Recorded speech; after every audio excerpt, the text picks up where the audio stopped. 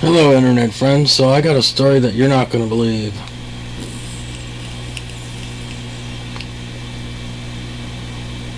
Oroville Dam spillway was built on an Indian burial ground.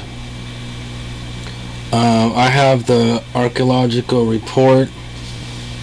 So Governor Brown was governor during this report. There was an archaeological group, a commission, if you will, that was going through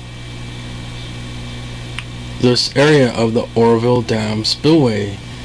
And I looked at this. So Oroville is interesting to anthropologists because the last wild man was found in Oroville, right? His name was Ishi. He was eventually taught English. He lived in the museum, like at UC Berkeley or something like that.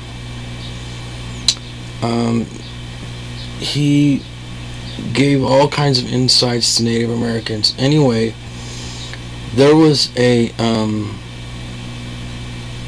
community found at this spillway site.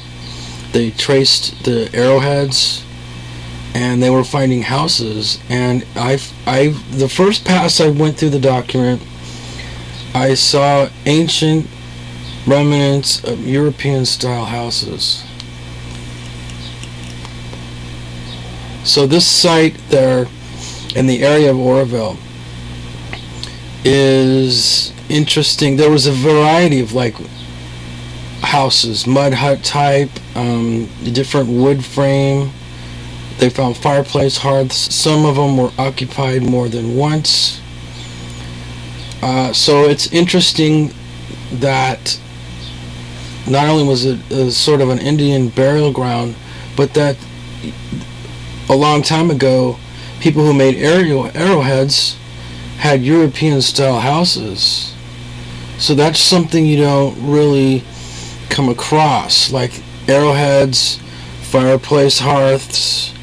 It even goes back to stone tools. The people there had arrowhead stone tools and European-style houses. So that's different than how we picture a caveman in a loincloth. The other thing is, there was a Charles Fordian raining of fish down in Oroville. So do these people even go to church in Oroville? What's going on down there in Oroville? I mean, this is just something else. I can't even imagine what else could be going on with Oroville now. Now it's raining fish like Charles Fort in Oroville, where the dam is beginning to fail. It's unbelievable. And it's built on an Indian burial ground.